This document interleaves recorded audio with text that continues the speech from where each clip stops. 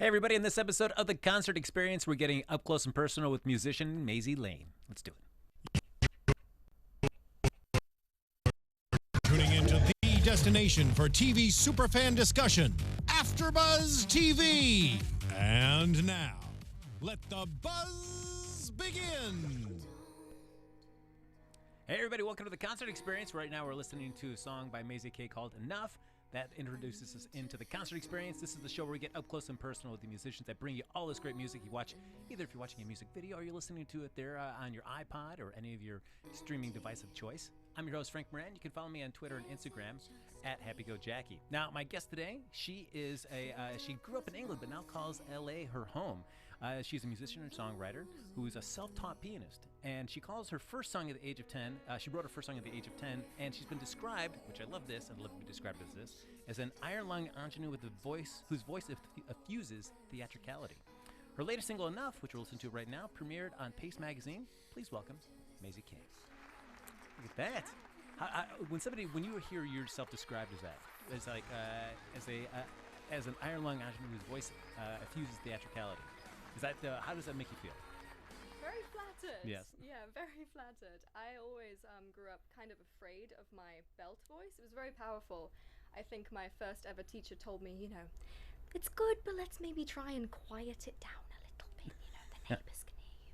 So I kind of hid away from that for a while, and doing this has given me the opportunity to really go back into that side. So compliments like that are my personal favorite. Yeah. So now, as mentioned, you wrote your first song at the age of 10. Mm-hmm. And I heard that this was not a very interesting set of topics that you covered in your first song, like dragons, I believe. That's the one. Yes. It was actually an entire musical. And not just a song, but a whole musical. Whole musical, yeah. I also dressed up as a giant dragon, complete with like a padded belly and a giant head. So that was cool. And sang while in costume. Yes, of course, you got to do that. Yes. I mean, go big or go home. Now, was this just a one-woman musical, or did you cast other people in there? Oh no, I made all my poor friends join in with me. They were less enthusiastic, but no, it was a whole thing. My primary school actually put on the production at the summer, the end of the summer. It was like the big musical, so it was cool. So now, how does an opportunity like that? Do you express interest, or do they say, Maisy, we see you have an interest in music. Would you be interested in trying to write something here that we put up at the end of the year?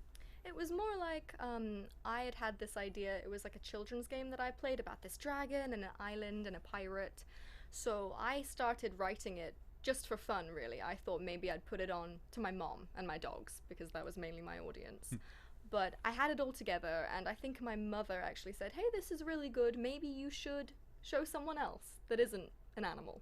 So I took it to my teacher, who I loved at the time, and she liked it so much that she said that she was willing to put it on, so it worked out nicely. Now, how was the casting process with your friends? I was a very bossy kid, so I had a very specific idea of who I wanted to play each part. I, of course, had to be the lead. I had to be the dragon. You wrote it all. You should. I mean, I wanted to be a dragon. I love dragons. But I had a list. I wrote out a list, Microsoft Word. Or was it PowerPoint? I might have made a PowerPoint, like slides, detailed explanations on why this lady had to be the pirate and why this man could not be the lead. But we got through it. My teacher took over as creative director.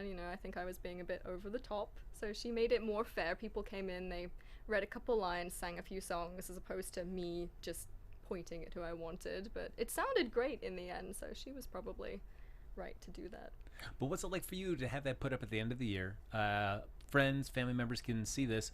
What's it like for you? Just like, this is something I created, and now I'm showing this to people, and how was the response? How did that really kind of influence the way you maybe approach future endeavors like this?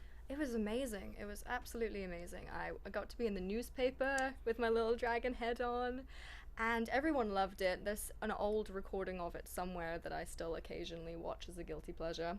It definitely influenced me. That was really my first ever experience with writing at all.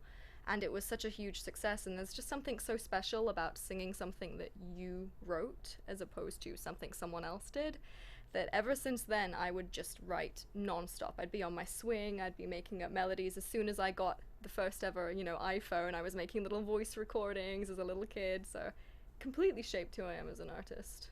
Now, before you did this, had you always had that passion for music, or was this kind of really solidified, like, this is something I want to pursue? It's always been there, always. Actually, I was singing before I could talk. There's a super old, the super old cassette players, and my mother has this recording of me humming, making made-up words, because I couldn't talk yet, but I was singing Baba Black Sheep.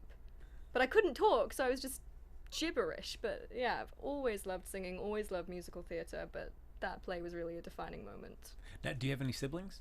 No, just me. Okay, so now, are your parents, are they in the arts as well, or are you kind of somebody more of the outlier? My parents aren't really that musical, although if you hear my dad singing in the shower, you might disagree. He has a very powerful voice, but no. My mother sang in the choir as a kid, but that's about it. Yeah. So when they start seeing you kind of gravitating towards this, were they like, yep, this is exactly what we expected out of Maisy? Or were even they surprised that this is something you really wanted to pursue? No, they always knew. I've always been singing. I used to dress up as Mulan and sing to my dogs, that song Reflection from the movie.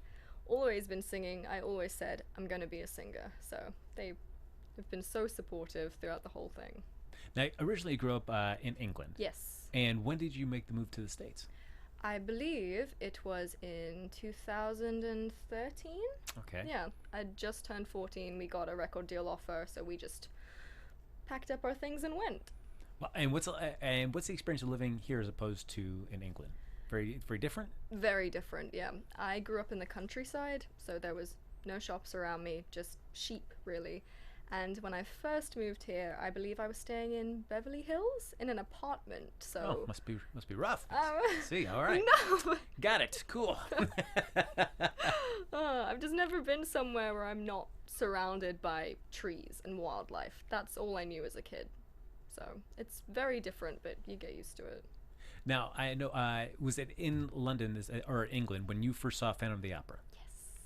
And that really just kind of galvanized what you really wanted to do and some kind of career goals you wanted to have. Completely. The first time I saw Phantom of the Opera, I was blown away. I think I was 7. And oh man, I tried to learn piano, all the songs from it. I would sing it all the time. And I'd say to my mom, I want to be Christine when I grow up. Oh, I love that musical. And I think in a lot of my songs, actually, you can definitely hear some darker influences, which I think totally came from Phantom of the Opera. And was that your first introduction to Andrew Lloyd Webber? Yes. So from then, did you just kind of go down the Webber hole, so to speak, just kind of following all his other musicals that he's done? Yeah, I saw a lot. Phantom of the Opera was always my favorite. I got to see the sequel they made, Love Never Dies, which actually not a lot of people have heard of, and I adored that too. And Wicked, actually, he didn't do that one, but Wicked was another huge one for me because I loved Elphaba. It was Elphaba or Christine. I'm like, I've got to be either Christine or Elphaba, or else I've just failed. Now, being out there in England, very kind of similar to New York. I mean, you've got right there in the heart of London, all these great performances right there, that theater district right there. How often were you saying, all right, we got to go down there, we've got to go see this, we've got to see this show, we've got to see that show? So where I live, it's actually about 2.5 hours away from London by car drive. So we didn't get to go there as much as I would have liked, but I made sure every year on my birthday, at least, we'd always go down to London. We'd always eat at the Rainforest Cafe, right by the elephants. It was a huge thing for me. I loved the Rainforest Cafe. And we'd always see Phantom of the Opera. Sometimes we'd see a second show, something new, but mainly always Phantom of the Opera and always the Rainforest Cafe.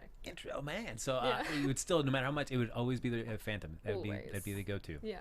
Well, I guess my first one was Les Mis, and that was one that always, like, man, so much like yourself, anytime I've had a chance to go to another city where it's been performing, that's rather than seeing something new, it's like, no, I want to go see this. Yeah, no, you got to see the classics, man, the best. But always interesting when you see it have you seen it in other cities other than London?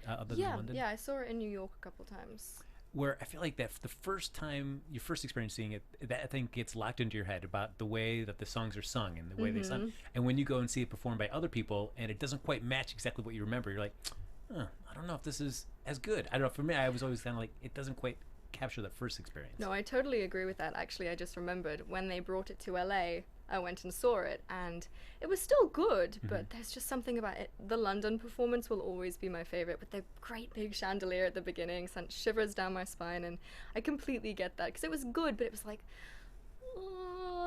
not quite. Yeah, you know? when they don't quite hit like the notes that you're expecting, like, okay, Yeah. all right, I just, you've listened to it so many times in your head, like, all right, they're gonna go, nope, they didn't do that. They went this. All right. And they changed some of the lines, and I'm like, no, because I'm there like basically mouthing the lines as they're going along, and then all of a sudden I'm like, what is that? No, why did I have to change it? It was so perfect before. Ugh.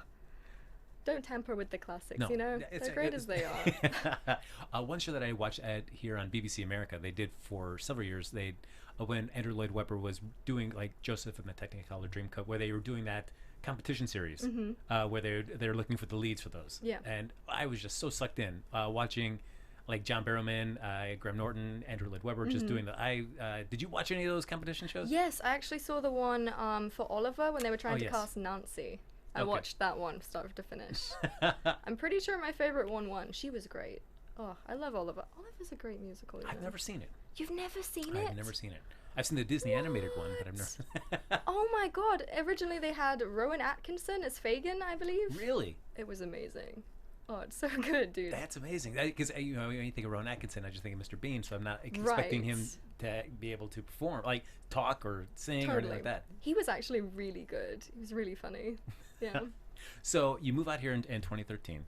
How coming here to the LA lifestyle, were you able to kind of quickly adapt to it? Was it kind of a bit, as you're saying, growing up with somebody that has sheep in your backyard? Was this a huge culture shock, or it's like, no, after a few weeks I was just ready to just kind of ease in and I was very comfortable with the experience? Well, it was easier for me because I did a lot of traveling growing up, so I was constantly exposed to different cultures, different places. So as different as it wasn't too hard for me. It was weirder that everyone likes to talk to you in LA. In England, everyone's very much like, we're gonna mind our own business, keep ourselves to ourselves. In LA, everyone's like, hi, you know, like people at the hairdressers just turn around and start talking to you. I wasn't prepared for that. I'm a very socially awkward 13-year-old, and people on the street are stopping me and talking to me, and in England, no one ever does that. So that was probably the weirdest part. So not too bad. That I feel like is one of the first times I had heard anybody ever mention that, because usually people will explain LA as very much an isolated experience because you're in your car a lot driving around, and so you don't have a lot of those social interactions. So it's very interesting to have somebody come here like, nope, I've been finding this a much more forced to interact with people kind of experience. Completely. Maybe it's because where I lived, it's quite a small area anyway, so there's not a whole lot of people. But yeah, I made so many of my friends out here from random people that just started talking to me in random areas, and that would never happen in England. So, so now when you're out here and you came out here for a recording deal. So how was the experience like coming out here? I mean, coming out in 2013, already starting to work. I mean, that's great to not pursuing a dream, but having something already set in place when you arrive. How does that influence the way that you kind of just approach Los Angeles? You're not really pursuing, like, I got to hit the ground, I got to start doing all this, but like, no, I come here and I already have something lined up that I'm actually doing. well, I mean, I was very fortunate to have things play out the way they did, but everything is still a lot of work and a complete process. Like, I spent, I think 3 years, I'd say, just in development, because for me, I knew I wanted to sing, but I didn't quite know what I wanted to sing yet. So we really did start from, you know, let's set up a writing session, see if you guys connect, and take it from there. I was very fortunate and no one rushed me or forced me to do something I didn't want to do. It was a very free and easy experience, but it took years of work to gradually build up to something I felt happy with. So, well, just reading some of your influences where you say Freddie Mercury, Celine Dion, it's such a wide range of different influences, and I imagine, is that the challenge to how do you kind of amalgamate all those different influences that you've had in life and kind of distill it down into what you want your voice to be? yeah, that was the hardest part completely, because I wanted to do, you know, more operatic things, and then I wanted to do more darker things, but then I wanted to do something poppier and, you know, more upbeat, and it's hard because you can't really combine all these different parts into one specific thing. So over the years I've done things that are completely over here and then things that are all the way over here, but eventually I think you learn to take tiny bits from each area and combine them all together, if that makes sense. So I think I can still have my musical influences in there from like Freddie Mercury, and yet also still have something more like Adele. You know, I love Adele. I love her lyrics. I think they're very poignant. And I think it's just about trial and error, really. I spent 3 years basically doing trial and error. I went completely electronic and then super dark, almost like Evanescence, and then I went, you know, super pop, and you just got to find out what works for you. But that's nice to have that luxury of being able to push yourself to those extremes and find out, like, nope, this is not my wheelhouse. I don't enjoy this. But you know, it's not. You always have to wonder, like, should I try this? You definitely have an answer for that. So being able to kind of have that luxury, how did you kind of break down those 3 years of experimenting? Did you say, like, for 4 months I'm going to try electronic, all right, for this one I'm going to try this way? Would you kind of bring it up in chunks, or were you just kind of trying a little bit of everything the whole time? It definitely went in like parts. When we originally started, we did something a little bit poppier, more, you know, like what you hear on the radio.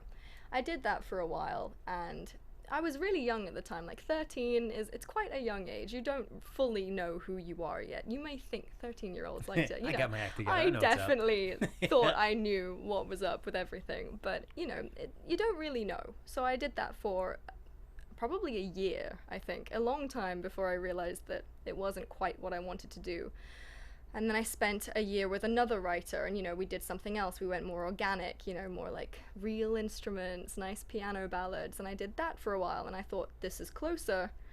Still not completely it. And it wasn't until very recently that I actually found a balance that I'm happy with, so. And how much of that is just finding that right person to collaborate with? That is a huge part of it, you know, because I've been lucky enough to work with many different producers and writers over the years.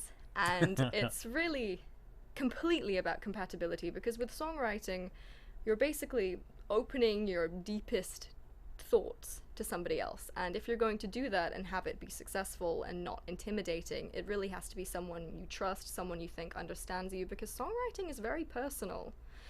And it's very intense at times, because, you know, that it really is the inner workings of your soul. So it's completely about finding the right person. And again, there could be a really talented producer, everyone loves him, but he might not be right for you, and that's just based off chemistry, how you guys work, how you guys collaborate. And again, it's just about trial and error. Do you know right away if somebody's a good fit, or do you need to give it a few weeks to kind of see, and then you can really make an informed decision? I personally need a bit of time, because it takes me a while to even feel comfortable enough with anyone to open up and truly write. But once you've done that, you know pretty quickly if it's working out or not. What is one thing that you want and you seek in a collaborator? Lyrics are really important to me. It's my favorite part of writing. I try to be as emotional and in-depth as possible. So I really need someone that's going to listen to what I'm saying and not overshadow it with their own ideas, because, you know, some people, they're very excited about the project, they have a whole bunch of ideas, and that's great, but I think what works better for me is, if I come in with an idea, I want to really lay it all out on the table. I want you to listen to what I'm saying and really understand it, you know. And how does the back and forth with something like that, when you bring in something to the table and you have a particular vision, how do you work and kind of, I don't want to say temper that, or just balance it out with some input that the other person's kind of giving you back? How do you kind of strike that fine balance where it's like they may be bringing in expertise, but you're bringing in, like, this is my idea and this is my intent? How do you kind of strike that balance between the two? So what I've found works for me best is I normally come in and I have a bunch of words written down already, whether it's more of an idea, something that just came out of my head, or actual rhymes, specific things I want to say. I come in with a big page, sometimes multiple pages, and my favorite relationship I had with a co-writer was I'd bring that in, I'd show it to them, they'd look at it, and then they'd start writing things down, adding things, they'd bring up a piano, they'd start playing chords that they thought suited what I was saying, and that was amazing, definitely my favorite. And when you are working on a song like that, how is there an average length of time it kind of takes from beginning to end, or it just varies? It completely varies on the song. I've had things that I've written myself in 10 minutes, just sat down, and I've done some that have taken months. One even took years. I had an idea, I couldn't finish it, I left it alone for 2 years, I came back and finished it. It is completely random. So what's it like to go back and revisit something after you kind of put it in the drawer for 2 years, and you come back and you see, this is where I was at 2 years ago? Was it easy to kind of step back into those shoes? You're like, oh wait, I can kind of see things that are wrong with this, and now it's easier for me to kind of figure out how to make it a better song. Yeah, because, especially for me, because I was trying so many different things. 2 years ago, what I was doing is completely different to what I'm doing now. But I think sometimes there are glimpses of an idea back then that I just wasn't ready to finish at that time. So for me, I listen to it, I probably make some adjustments, but it's pretty easy for me to pick it up because I kind of know where I was trying to go with it, but I just couldn't do it before. Now, one other thing that I wanted to mention, we were talking before the show, is you saw my phone case, Superman. I was doing this like the deep dive through the Instagram feed, the gram, seeing some of the great cosplay that you've been doing. Most recently at WonderCon. Yes. When you're doing Team Rocket. Team Rocket. Yeah. Yes. So the one that I loved though was the Michelle Pfeiffer costume, Catwoman. Yes. Man, that costume looked amazing. Thank you. Yeah. Is that something you made yourself? I wish. No, I'm not that good. I'm trying. I've recently purchased a sewing machine and I'm, cutting my fingers up trying to figure that out. But no, that was from Etsy. But that costume was ridiculous.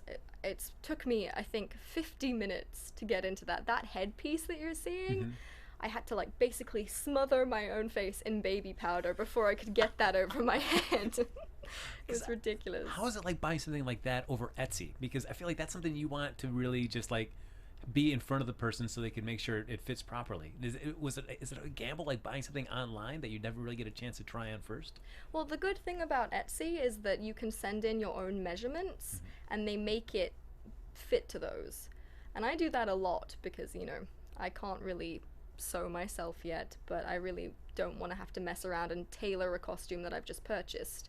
So for the most part, you send in custom measurements and they do it, and so far it's never been wrong. It's normally pretty on point. I also loved we did for a little nod to Pennywise.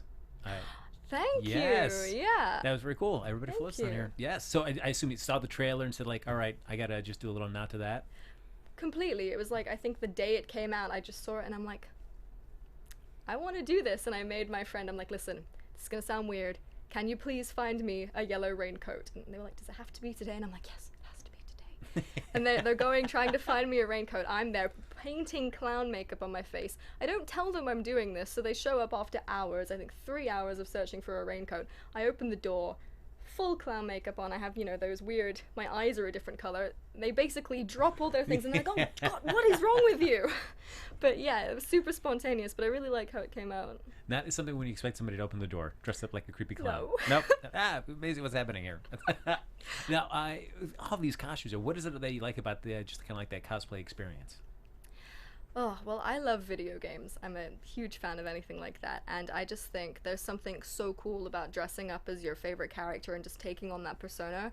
I love comic conventions. I love seeing other people, and some of them have these crazy complex costumes, and it's just ridiculous. And it's just kind of cool, and for me, I get this false sense of confidence whenever I'm dressed as someone else. I don't know how that works out the way it does, but it's I'm normally pretty shy. As soon as the wig comes on, way more outgoing. So that's kind of nice. It's like a different side of yourself. And what's it like? Because I've gone to many comic conventions, whether it be WonderCon, San Diego Comic-Con, but I've never dressed up. And what's it like to be somebody that dresses up for that? Do you get a chance to really experience and have fun at the convention, or are you constantly bombarded by people saying, oh, can I get a picture with you? Stop, do you mind if I get a picture with you? There is a lot of that. Not gonna lie. I was once trapped in this circle of photographers and I was trying to leave to get back to my group and they're like, no, we just need one more, stay there, oh, turn this way. But I don't know, it's really weird because I hate people taking pictures of me in actual life as a normal person, but if I'm in a costume, I milk that, you know what I mean? I'm all for that. So for me, I like it even more. If people are like, hey, can we take your picture? I'm like, yes, you can. You know what I mean?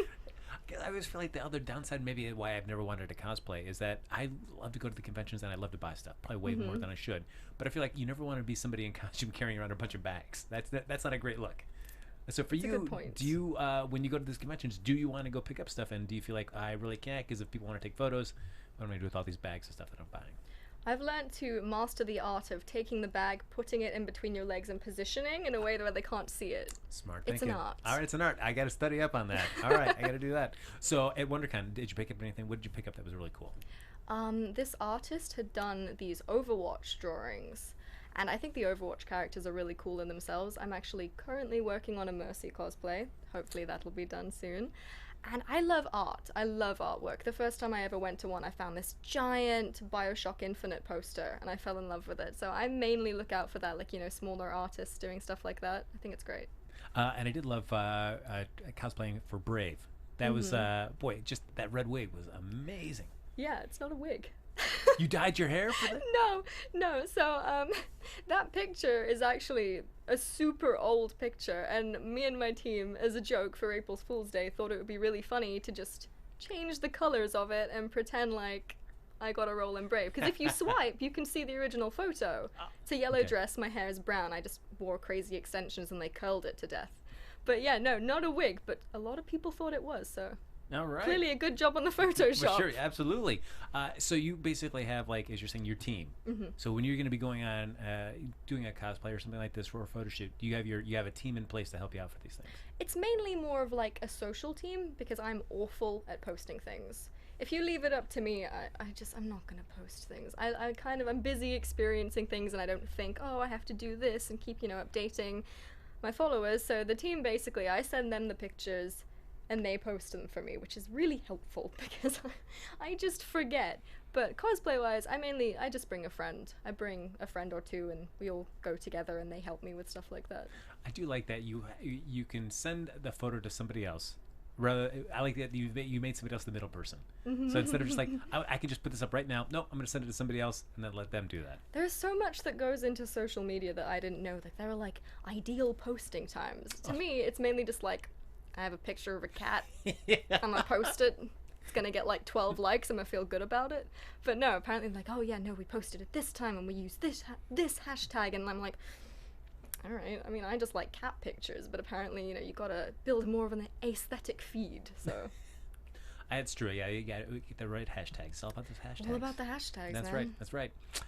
Now we talked a little bit about Brave. I've also seen you cosplay as Ariel there as well, and some sweet photos of you just rocking down there at Disneyland. Yes. Those super huge Mickey ears. Yep. Are you a big Disney person? I love Disney. Absolutely love Disney. Like I said, Mulan was always my favorite. I had her little dress and her little fan, and I had two Great Danes growing up.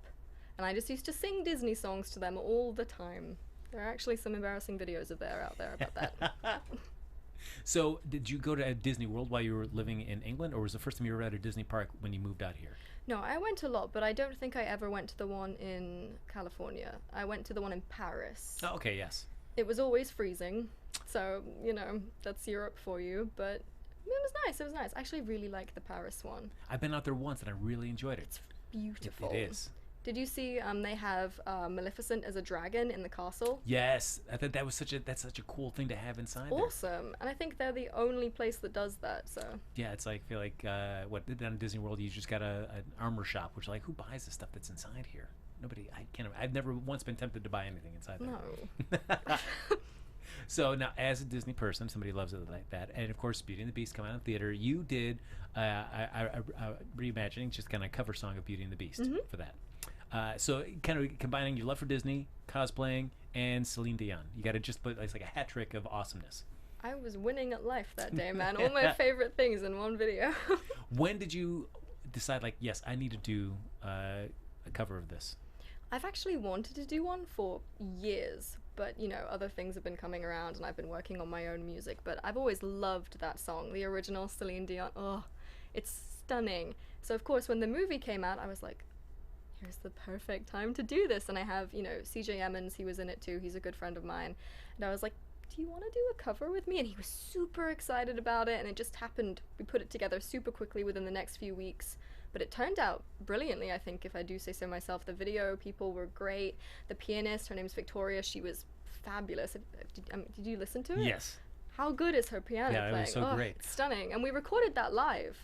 Really? We were all in a room together, and I've never done anything like that before, but we were all there. She was playing along with us singing. There was no click track. We just went for it, and it was amazing. And I feel like what you did, like if you're going to do something like that, you need to have a place where you can have a chandelier and a huge wide place where you can dance. And where did you find this location? Because it's a really cool location you guys are shooting in. Yeah, actually, John Paul DeJoria, he's a friend of mine and a business partner of my father's. He lent us his house, and he's wonderful. He's so supportive of my career and what I'm doing, and I couldn't thank him enough. But that's his house that we're actually dancing in. Wow, that's a nice place. Yes, it's gorgeous.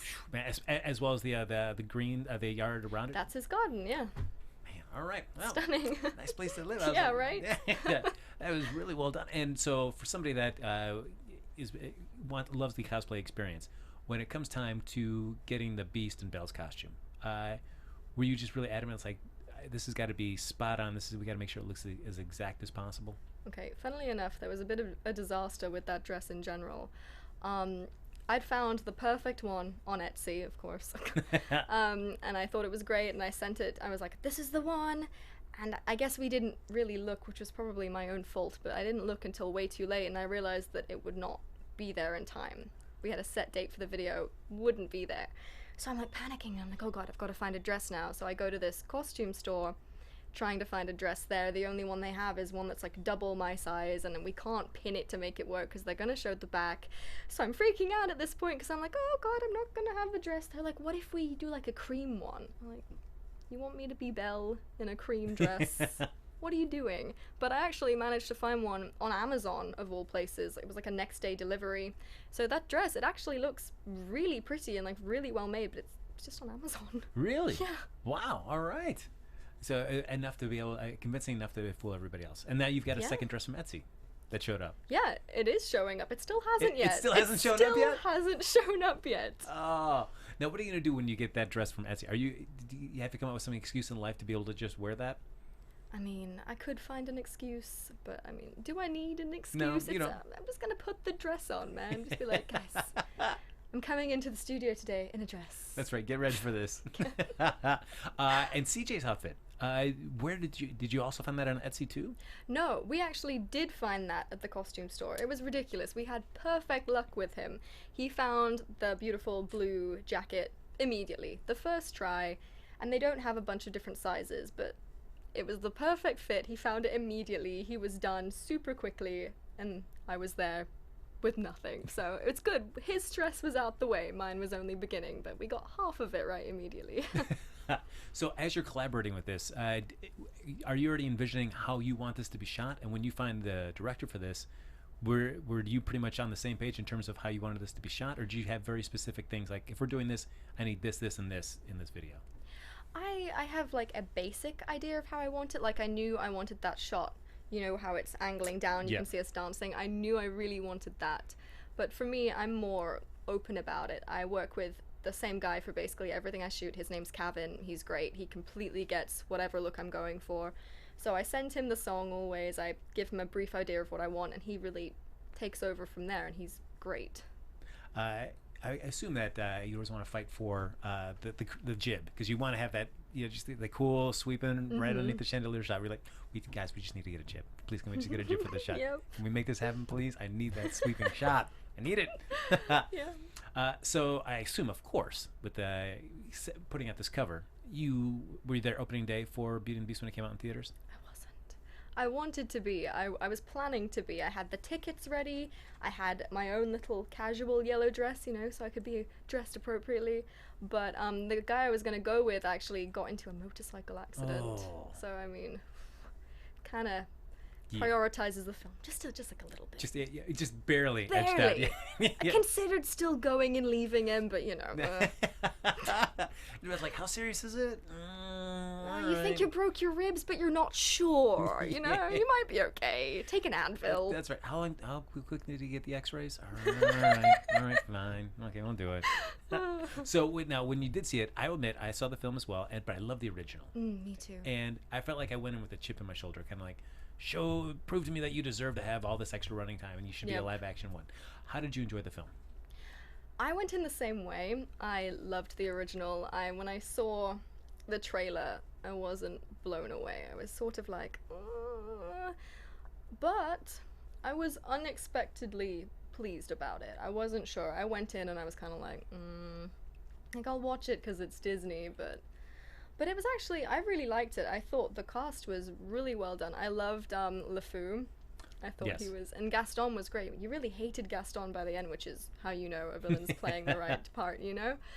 It was good, it was good. The singing was my only real thing. You know, I think Belle was a bit underwhelming, singing-wise. But then again, she's not a singer, and I think she did the best job she could, and I mean, fair play to that. But other than that, I thought it was really well done. I actually really liked it. There's one shot at the end that, I don't know if you noticed this, but at the end, everybody's singing, Kevin Kline is painting, everybody dancing, and there's that moment when Emma Thompson is singing, and then she just has that really long look at Kevin Kline, and that just seems so weird to me. Yeah. Like, why is this shot lingering so long in this connection? Like, is she interested in Kevin Kline? Where did this come from? I'm assuming it's some sort of thing, because she's the one that saved him, right? When he was tied up by Gaston. Is she the one that saved him? I mean, I guess they had that. Oh wait, no. That was the maid lady that Mrs. turned Potts. out to be the. No. That was the one at the tavern, and then she ended up being the sorceress. Oh yes, exactly. She saved him. Yeah, I don't know why she was looking at him like that. That's a good point. I was just like, what's going on It's here? just All right. A lot of looking, huh? Yeah, especially because I guess she had a husband that had forgotten about her as well, but then she's all just eyes on Kevin It's a Kline very at the good end. point, actually. You're right. She does have a husband. Why is she looking at him? Well, I mean, he's Kevin Kline. I mean, hey, how can you go wrong? Fair enough. That's true. Now, you mentioned that one of the things that you would love to go back and had a chance to see and experience yourself was Freddie Mercury recording Bohemian Rhapsody. So I feel like, I don't know, I don't know if many people your age would say like, yep, Freddie Mercury is definitely an influence. So what was it about just him and his theatricality that just kind of really struck a chord in you? I mean, Freddie Mercury is my idol in basically every sense. I love his vocal range. I love his emotion. I mean, he wrote so much of what he did, and there's mad respect for that. It's not easy, and those songs are timeless. And his stage presence, you know, he just owned the stage every time he went on it. And to me, you know, growing up, seeing that, listening to that, because that's all I basically listened to. My father and I would blast Don't Stop Me Now in the car, you know, do the little guitar solo, to make the little noises. I've just always wanted to be able to emote with my voice like that, because his vocal range, not just the notes he's hitting, but the emotion, like The Show Must Go On. The Show Must Go On is one of my favorites, and I think listening to that, it nearly brings me to tears every single time because it's so powerful, you know? Now, you said you listened to your Don't Stop Me Now with your dad in the car. Was he the one that introduced you to Yes. Freddie Mercury?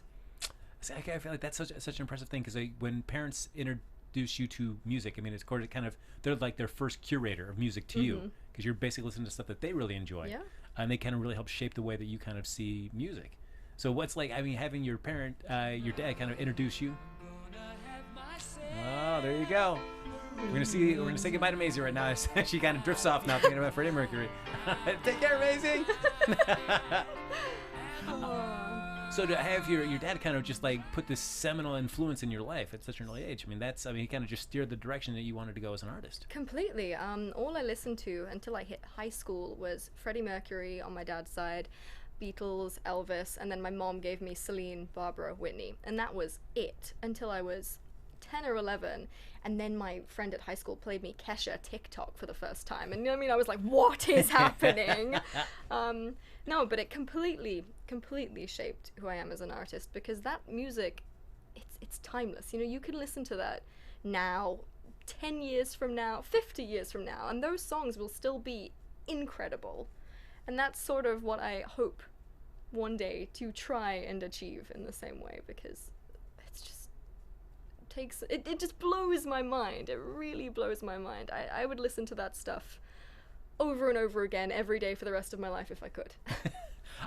When George Michael passed, they were playing some videos of stuff and seeing his performance of Freddie Mercury's "Someone to Love." I thought was really just was an impressive cover of that song. And then seeing like David Bowie off in the bed, just kind of you're just watching and appreciating that whole aspect of that. That was really cool. It was really cool. As somebody that wants to write your own songs, what was it like for somebody that is focused on doing that, doing a cover of somebody that you really admire? Yeah, It's interesting because I don't want to be labeled as a cover artist, and if you do too many covers, you can definitely get sucked into that hole where, you know, everyone wants to hear you sing somebody else, but not you. But I made an exception because it is Freddie Mercury, and the song we chose, we did The Show Must Go On, and we sort of made it our own in a sense. The original has a lot of guitar in it, which is amazing, but we did it with a string orchestra, which was a completely surreal experience, but we sort of made it our own. And in that sense, I think covers can be great. I think if you take a song you love and you twist it into something no one's really heard before, I think that's great. Is that an easy thing to do, or do you feel so beholden to the original that it's tough for you to feel like, well, who am I to change this person's performance because it was so great and change this song? No, definitely. It's the original, you know, and it's Freddie Mercury, so I'm like, I can't hold a candle to Freddie Mercury, but he created his music so we could be inspired by it, you know? So I think in that sense, I'm not going to try and better the original because there is no bettering the original, but I would like to, you know, pay my respects to the original, if you will. I mentioned the same thing going through your head when you're doing Beauty and the Beast. Having somebody that just loved that song the way that Celine sang it, how hard was it to kind of just divorce yourself of like, I can't think about that, I just have to sing it the way that I want to sing the song? Yeah, it was hard because Celine in that song is incredible, and you know, she hits those super high belt notes and you're like, oh god, I'm like, how am I supposed to do that, how am I supposed to do and then we wanted to sing it live, and that's even more pressure, okay, because then it's like, you're live, you get one chance at this, and I'm like, those notes aren't easy notes at the end there, she really like gets into it. And I was totally freaking out because I'm like, I can't be better than Celine. But eventually, you know, you kind of just have to realize that you're not trying to be better. You're not trying to overtake it or compete against it. It's not a competition. It's just a song that you really love and you want to pay your respect to. So it's really, once you got past that initial fear, it's okay, because you're not trying to be Celine Dion. You're trying to be Maisy, and you're trying to be Maisy with CJ, and that's completely different to Celine. I have to imagine once you just start singing right there the day that you're filming, those thoughts kind of just leave because you're right there with CJ, right there, you're singing it live. There's this whole thing that just you're able to kind of forget that part of it. As soon as Victoria starts playing the piano, I'm like, fear is drifting away, and it's all fine then. But as soon as the take stops, I'm like panicking, and I'm like, oh god, was that good enough? Do I have to do it again? I don't know what's going on. But then the music starts, and you're like, So that's me. Is there a moment like that where you lapse back into childhood Maisy when you first saw that, saw the cartoon, heard Celine Dion sing it over the closing credits? Do you kind of just lapse back into that young child when you're singing, like, I'm just back at home singing to my two dogs, maybe my mom's listening, and just kind of get into that mindset when you're doing this? Yeah, I think it can definitely go there. I try to remember how magical the song made me feel, and I try to portray that as I'm singing it myself. But younger me definitely helps. Younger me had a lot more confidence than I do. Younger me was the kid that's like, do you want to hear me sing? No, I'm gonna sing anyway. Here we go, right now, let's go. Whereas I'm more like, I'll just sit here. But it can really help for performing to try and tap into that more confident side, because if you don't sound confident, it's not gonna come out as confident. You know, you have to fake it even if you're not actually. So I'm trying to do that more and more with performing. You know, just fake confidence. Hopefully people will believe it. Maisy, I can't believe this, because this is the person that at 10 years old basically wrote a song about pirates and dragons and performed it in front of a whole school dressed up in a dragon costume. You tell me you lack in confidence? Come on now. I mean, I was 10, you know, that was 8 years ago. It's very different. High school, man, it takes a knock on your self-confidence, but I'm slowly trying to hit the middle ground, because I think 10-year-old me was maybe a bit too over the top. So, you know, trying to even it out a little bit. One other thing that you mentioned, that you said you like to work with animals in some sort of wildlife preserve. And I liked about this is that you said, I actually still hope to do that one day once I've retired from music. Like, only 18, and you're already thinking like, oh, yeah, once I retire from this career, I guess I'll go and help out the animals. Already thinking about, like, you know, post-music career. Yeah, I'm crazy like that. I sort of, ever since I was a kid, I planned out my whole life, which is very unrealistic, but, you know, that's how I was. I was like, I'm going to do this until I'm this age. When I'm this age, I will audition for this, and I will get it. And then when I'm this age, I will move to blah, blah, blah. So, yeah, it's always been my plan to eventually go to South Africa and work in this reserve. It's called, I think it's called Born Free. It's this super, I can't even explain it to you. It's beautiful how they do it. It's like completely open space. Obviously there are fences to stop poachers, but it's acres and acres of land, and there's watering holes, and it's all natural. And you know, it's nothing like a zoo. They're not caged. They're in the wild, really, but the only thing that's separate is it's a conservation area so that poachers cannot legally shoot them. And I think that's great. I think that is so great. I love big cats more than anything. Have you been there? Yes.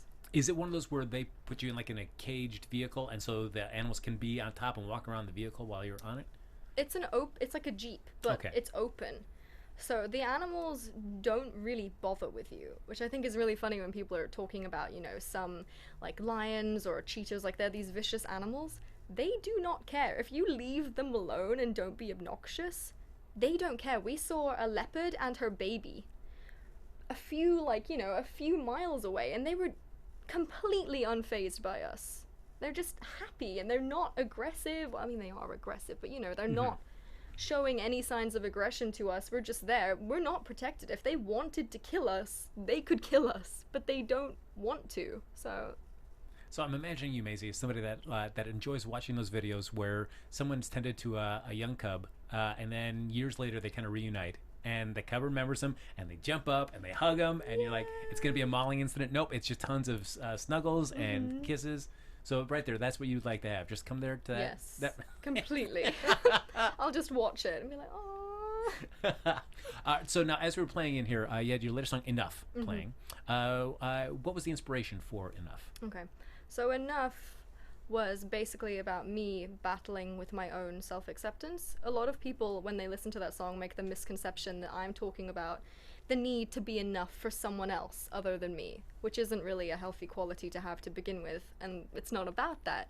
I struggled a lot with self-esteem issues in high school, as I'm sure a lot of people do, and for me, I was constantly struck with this idea that I had to be someone else, you know, a better form of myself, or more like this, or more like that. And in the video, actually, we explain that pretty nicely by using these completely different versions of me. There's one with a really short black wig, and I lose my eyes. It gets super dark, but it's sort of, they're all in these different mirrors, and it's about constantly, you know, trying to be enough for yourself, because for me, I never was. It was never right. I'm a perfectionist, and that's a blessing, but it's also a curse, because it's never right. It's never right. I can finish something in the studio and then not be okay with it. It's like finished, mastered, and I'm like, no, I could have done this syllable better, you know? It's ridiculous. And Enough really helped me come to terms with just trying to eventually accept that I am enough for myself. I don't need to try and change myself to be somebody better or somebody different or somebody who would do this, whereas I'm someone that would do that, you know?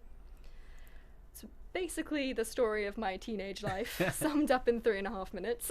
But the nice thing about being a perfectionist is that you haven't let it stop you from putting out music and art that you enjoy. Because some people will get so caught up in like, it's got to be perfect before it goes out, and never put anything out to be seen. But you've been able to put things out even since the age of 10 for people to kind of respond to and use that as a way to keep growing as an artist. Yeah, it's, you know, I have a very supportive team that helps me with that. When I first started working, I was in Capitol Records a lot recording, and I would get so upset with myself. I'd cry, and I'd run outside, and I'd sit on this bench, and my manager Justin would come down too and chat to me, and he'd be like, no, you're fine. You're way too hard on yourself. And I'm like, no, I'm not. I'm awful.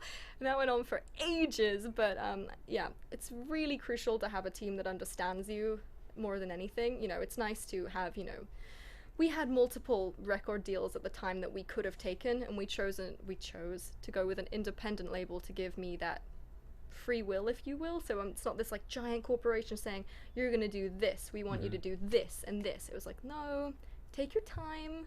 Find out what you want to do, and the team I have is brilliant with that, so they really help me release stuff, because they're like, Maisy, it's good, and I'm like, no, but this tiny bit, no, it's good, all right, it's good, go forward. So yeah, step away from the microphone. Need that help sometimes. Yeah, absolutely. It's nice to be able to have your back and know, like, yep, we just need to give you that little kick in the pants to get you going.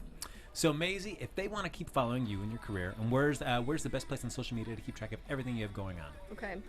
Well, my website is maisykay.com. My Facebook's also really good for that. That is also Maisy Kay. We post pretty regularly on everything. Maisy Kay Music is my Twitter handle. We try to keep you as updated as possible on what's going on. It gets a little hectic, but we've got a hold on it. So that's nice. yeah. Why not be hectic? You got a lot of stuff going on, and get ready for her next cosplay of something really cool. Yes. Oh man, maybe Comic-Con down in San Diego? I really want to go. I really want to go. To yourself. It's a fantastic experience. It's like WonderCon times 10. Oh man, I've never been. I really hope I get to go. Ladies and gentlemen, my name is Frank Moran. I've been your host today. You can follow me on Twitter and Instagram at HappyGoJackie. We'll see you again here next time on the Concert Experience, right here on AfterBuzz TV. From executive producers Maria Menounos, Kevin Undergaro, Phil Svitek, and the entire AfterBuzz TV staff, we would like to thank you for listening to the AfterBuzz TV network. To watch or listen to other after shows and post comments or questions, be sure to visit AfterBuzzTV.com. I'm Sir Richard Wentworth, and this has been a presentation of AfterBuzz TV. See you later. The views expressed herein are those of the hosts only and do not necessarily reflect the views of AfterBuzz TV or its owners or principals.